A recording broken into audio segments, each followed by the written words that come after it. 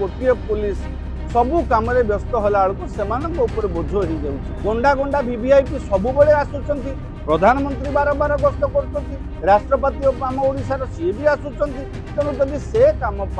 स्वतंत्र बाटालियन गोटे स्वतंत्र गोष्ठी गोटे रखा जाऊ जो मैंने केवल से ही कम करेंगे नेता माने आम प्रतिनिधि नेता माने आम सुरक्षा दायित्व आग चिंता करने कथा आपण जिते भाग भाग करूँ जहाँ भी करूँ मु प्रथम मोर मु गोटे भावना थाए सब जे आपण वीवीआईपी सुरक्षा को स्वतंत्र गोटे बाहिनी द्वारा नियंत्रण करंतु वीवीआईपी मानकर सुरक्षा रे जेते बेले अपराध दायित्व थिबा पुलिस नियंत्रण दायित्व थिबा पुलिस माने नियोजित होती ता द्वारा कौन हुए अपराध डिटेक्शन और इनक्वायरी व तदंत और चिन्हट उपरे मध्य प्रभाव पड़ी था। तेणु जदि सरकार चाहूँगी भुवनेश्वर कमिशनरेट पुलिस जदि चाहूँगी जे अपराध नियंत्रण करुवा दायित्व रे पुलिस पृथक भाव में रखिब और वीवीआईपी प्रोटोकॉल्स दायित्व जो माने रहुचंती से अलग कर पारिबो बहुत भल कथा। या द्वारा निहाती भाव में आपणकर जो वीवीआईपी से सुरक्षा व्यवस्था तो व्यवस्थित हम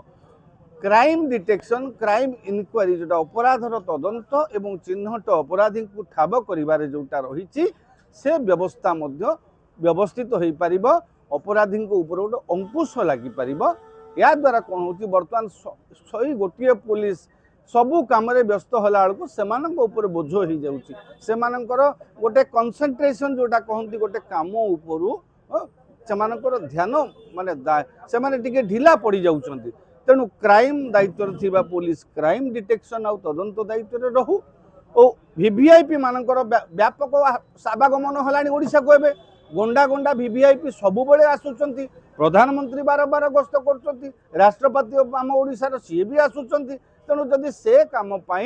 स्वतंत्र बाटालियन गोटे स्वतंत्र गोष्ठी गोटे रखा जाऊ जो मैंने केवल से ही कम करेंगे आउ जो माने अपराध दायित्व नियंत्रण दायित्व रोचंती थाना रे रोचंती आमर स्पेशल टास्क फोर्स है जो अपराध नियंत्रण बाहिनी अच्छी से स्वतंत्र भाव में केवल अपराध नियंत्रण और डिटेक्शन दायित्व रखा जाऊ। या द्वारा एक सेपट दायित्व श्रृंखलित हम वीवीआईपी सुरक्षा श्रृंखलित हम मंत्री नेता सुरक्षित रहिबे एपटे जनसाधारण पुलिस प्रथम दायित्व है जनसाधारण को सुरक्षा दबा नेता माने आम प्रतिनिधि नेता माने आम सुरक्षा दायित्व आग चिंता करने कथा